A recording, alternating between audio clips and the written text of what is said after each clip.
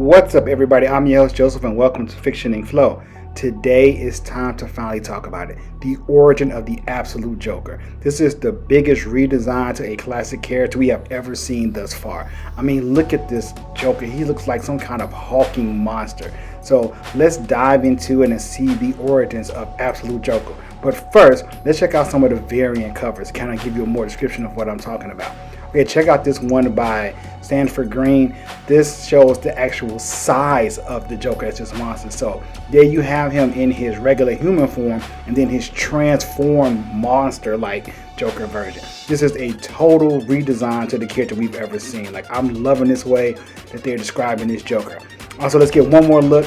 This is a crazy cover by Ryan Brown, and it gives you that really shocking monster-esque looking to him. Like, his eye looks white and faded, the multiple layered teeth, kind of looks like a cross between Pennywise and a Demogorgon. All right, we got two more I want to go over real quick. We have the Tyler Kirkman exclusive. You know, he's done these covers before where something is really big and something's really small. Once again, it looks like this Joker could go head to head with Venom, and I would love to see that battle in the future, like this absolute Joker versus Venom. And then finally, we got this Jock cover. This is to me one of the most scariest looking covers of them all. You get that real skeletal format, and you see the red lining up by his jawline up to his ear. All of that open, so he has a super extended mouth. All right, and that is about it. The scariest thing, pure nightmare fuel. And now I present to you with this latest episode of Comic Breakdown, The Ultimate Joker. Our story kicks off with Alfred telling Bruce all about the Joker. He said, "This time, kid, but I put it off for as long as I could. I need to tell you about him. I'm ready, so who is he?" "That's the funny thing, Bruce. I've been chasing this man for 3 years, and I'm still not certain what's real and what's fabrication. Some things add up, and some things make no bloody sense at all." Like what? Well, like his islands. He owns hundreds of these tiny islands all over the world, from the Arctic Ocean to the Tasman Sea. They're uninhabited and impossible to develop. Like wild, useless places, but he spends billions on them, travels to one or another a few times a year and alone. And Bruce is like, "Well, why?" That's my point. No one knows. Satellites show nothing on them. The theory is that he likes to hunt. But he's a mystery, Bruce. The man in white who doesn't laugh, on and on. Then forget what's true, Pennyworth. Tell me what you believe.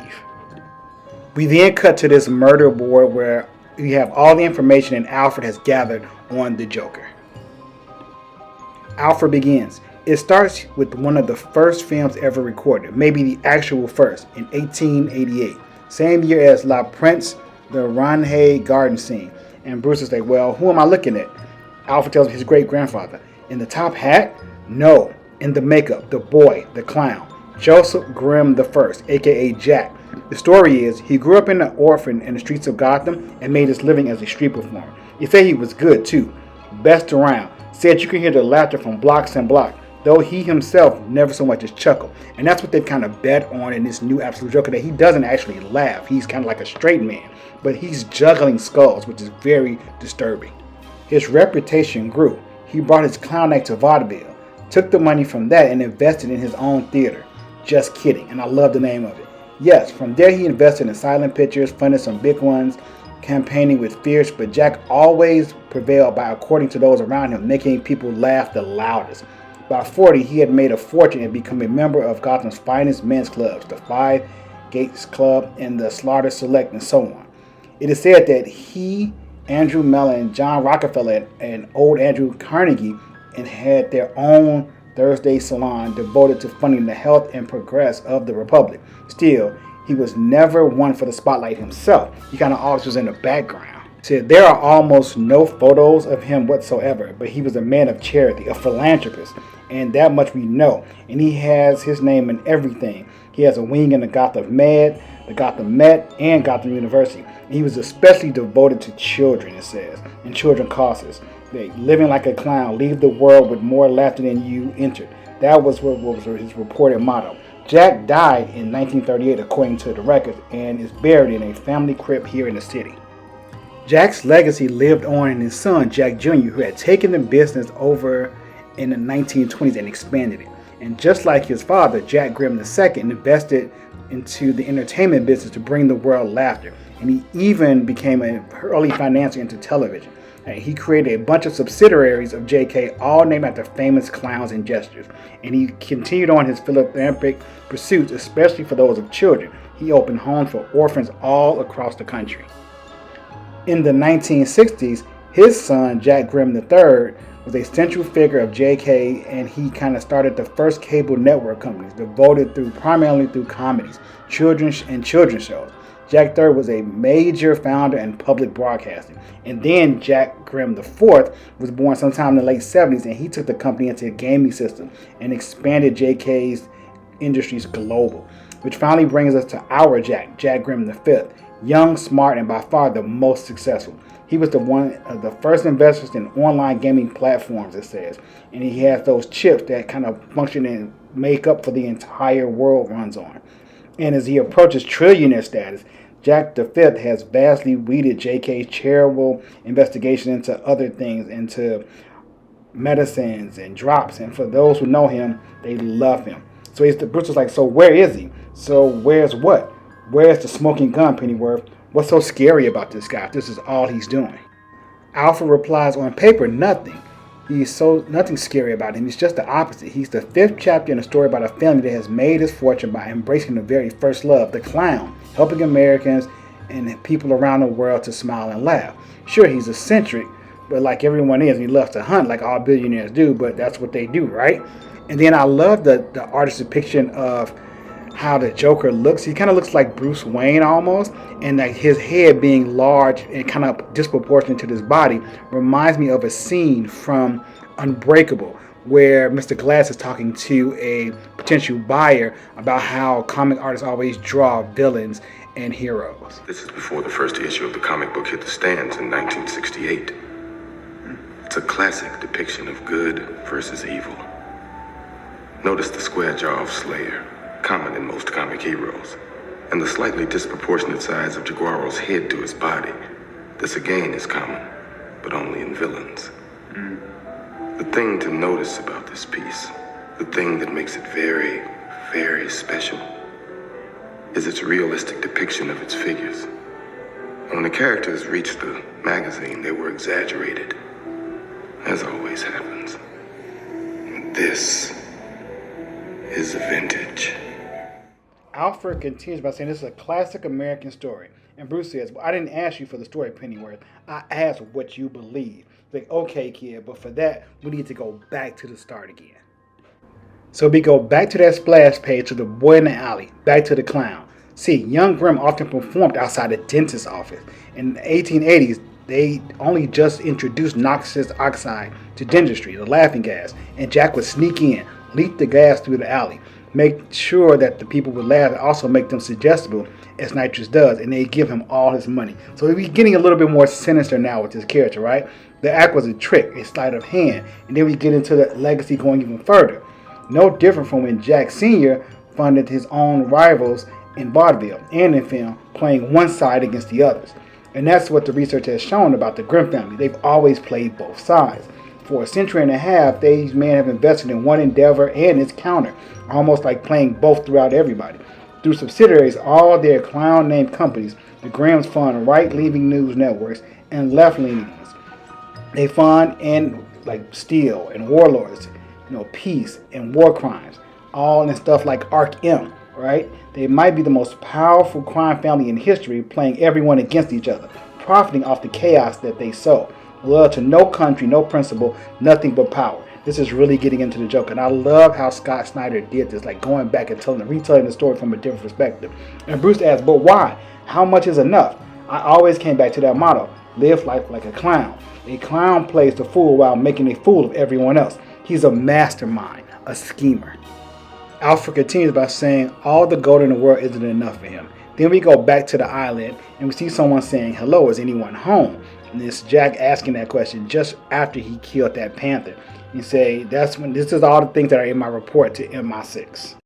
We now cut to this only man on the island. He's saying, hello, is someone there? Like, thank God. Like, mister, I've been trapped alone on this island for nearly 30 years. I don't know how I got here. Like, my name is, and he starts to say, help. And he says, no, you. And we see the Joker smiling, and he tells this guy to run. He's like, no, it can't be you. Then Bruce says, I don't care what you reported, Pennyworth. What do you believe? kid. Like, tell me. All right, Bruce, it might sound a little crazy. And we go back one more time to a third telling of the Joker's origin. And for me, this is consistent with the story in the regular DC universe, The Three Jokers, where there was 3 different versions of him. So I love how Scott Snyder brought this into the Absolute Joker. So Alfred says we go back to the alley one more time, to the clown. Because what I found when I dug deeper was that many of the people laughing in the film died soon after it was shot. Twisted in pain, grinning, and kind of like poisoning, cyanide poisoning almost. One of them toxins that can be absorbed through the skin, like maybe upon shaking the gloved hand of a small boy. Then we cut to seeing this person running, saying no, and Joker saying, ready or not, here I come. And we start to see a little bit of a transformation. And then he says, but lots of people who encountered the Grims over the years came to mysterious bad ends, jumping off boats, bridges, vanishing, businesses, rivals, politicians, reporters. In the 90s, an associate of mine at the FBI, Harvey Harris, began an investigation and died in a boat accident. So he said, what are you saying, Pennyworth? I'm saying there's a darker project, Bruce. I have records of grim investments in some of the deadliest inventions in the last 100 years, from the bomb to bioweapons to viruses. There are records of them laughing, Bruce. The grim man at the test, only then. Say, what are you getting at? Just say it. Say, what if those islands will be where he puts people, his enemies? What if they're just where he leaves them for years until he feels like a god? I know I sound mad. He's like, keep going. What do you believe? I believe he uses the children, Bruce. At first he used the ones in the orphanage, and now he uses something else. He has found some way, I don't know, using their cells, using the research done at the Arcs, some terrible elixir. Like, go on, Pennyworth, who is he? The clown, Bruce. What is a clown? Its whole act is a cruel mockery of us, of humanity. It's bumbling stupid. The clown hates us. You find stories in myth, legend from ancient times to now. Like the jester who burns the kingdom in Bow Savages. The one who convinces us to kill each other. Even he himself preys on us. The clown is death. The clown is like, stop dancing around it. Just say it. Like, say what you believe. And then we cut to this scene where we see the Joker using blood cells of these babies surrounded around him, hyping himself up. And we see him calling out to this guy saying, I'm coming for you, in this crazy transformation into this hulking beast-like monster. Then we get the most shocking revelation. Alfred says, I believe that there is no Grimm family, all right? I believe there is no Jack 1st, 2nd, 3rd, 4th, 5th. There's only ever been one Jack Grimm, just him.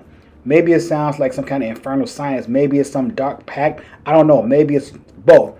But I know how it sounds, kid. I know. But I look at him and something is terrible, Bruce. It's like a nightmare that stalks the earth.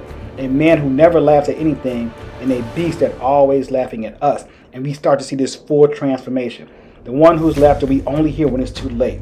So we're like, well, who is he then? And we see that Alfred finally tells him he's the Joker. And we see him in his full monstrous form. This is something out of a nightmare, people. I'm like, the multi-layered teeth, the eyes, the horns, the green like horn part that looks almost like the hair, and the spikes coming out of his back. This person has been in the Absolute Universe backloading and financing everything from Bane to all the villains who have dealt with Batman right now. So it's almost like a role reversal where the Joker grew up rich and wealthy and doing all these crazy things and have access to almost anything he can imagine, while Bruce had to struggle and work hard to become the Batman he is today. And then we see the Absolute Joker totally eat this guy. Like, this is something we have not seen before. This guy is totally crazy. We now jump to Bruce and Alfred having a discussion. Like, I've heard enough. He's like, Bruce, no, I need to check in on Waylon. So that's Killer Croc, because he's been transformed into his full crocodile form from the Bane serum. And, Joker is the one who financed that whole mission. Okay, I understand I have to be careful out there. And then Alfred says, nice job, you old fool. He didn't sign up for this. Sure, he wanted to fight, to punch back, to scream, but this is just the last year. The world has cracked itself open and revealed its true face to him. All its monsters everywhere he looks. Alfred continues by saying, the other night I found him watching a story about a woman in Gateway City who claims to be magic, some kind of god or warrior from hell. This is the Absolute Wonder Woman, y'all. I love this connection. To his credit, he just keeps on, he pushes forward. But did you really tell him about Grimm for his own sake? No, you told him because you couldn't live with it anymore. Because deep down, you're a coward. Just yesterday, a report about Grimm on one of his islands off the coast of Colombia. But you couldn't let it alone. So Alfred's feeling guilty for sending Bruce on this mission because he knows this very well may kill him. This will be the most challenging thing he has ever faced. We now cut back to Joker as he watches Bruce swing through the streets of Gotham. He said, "Oh, well, hello there." Like he's already clocked him and identified him. And we see him driving up in this really fancy car to this mansion. And this person greets him, this butler. Said, "Welcome back to the manor, Master Grimm. It's so nice to finally have you home. Like, are you hungry?" He says, "No, I already ate." And we know he just had a full meal. And I love the reversal of roles here. Like you said, like I was saying earlier, Bruce Wayne and the Joker have almost switched in origin, where the Joker is this wealthy philanthropist that has a butler and a manor, and just it gets even more mysterious as it goes on, people. So just hold on. We get to the final page and we see the Joker telling his butler, like, "I have plans to make though, so if you need me, I'll be in the cave." And this is crazy because it looks like the Joker has his own bat cave, but the Joker cave. And we see him turning his hands on the clock to a specific time. And we know from Batman that, he would do this in his manner as well. He would use the time of his parents' death to unlock the secret door to the Batcave.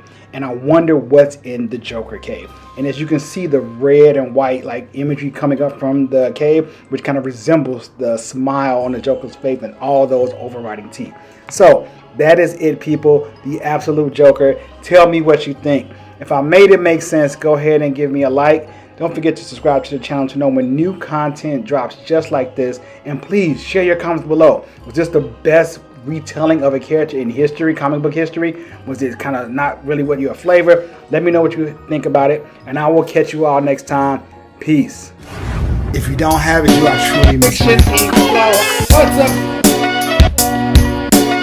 We are talking about Fiction Ink Flow. What's up? If you don't have it, you are truly missing. Fiction Ink Flow. What's up? We are talking about Fiction Ink Flow. What's up? If you don't have it, you are truly missing. Fiction Ink Flow.